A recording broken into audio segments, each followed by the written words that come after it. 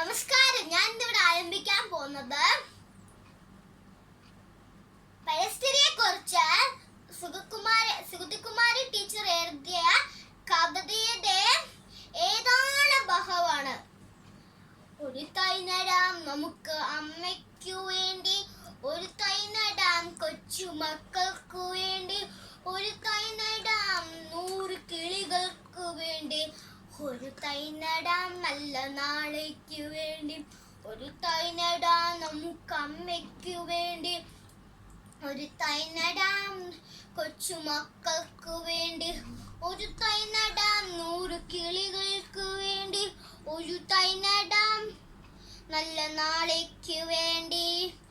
ഇത് പ്രാണവായുവിനായി നടന്നു, ഇത് മരയ്ക്കായി തൊഴുതു നടന്നു, ഇത് പ്രാണവായുവിനായി നടന്നു, ഇത് മരയ്ക്കായി തൊഴുതു നടന്നു, അഴകിനായി തണലിനായി തേൻപഴങ്ങൾക്കായി 100 തൈകൾ നിറഞ്ഞു നടന്നു, അഴകിനായി തണലിനായി തേൻപഴങ്ങൾക്കായി 100 തൈകൾ നിറഞ്ഞു നടന്നു, 100 തൈകൾ നിറഞ്ഞു നടന്നു.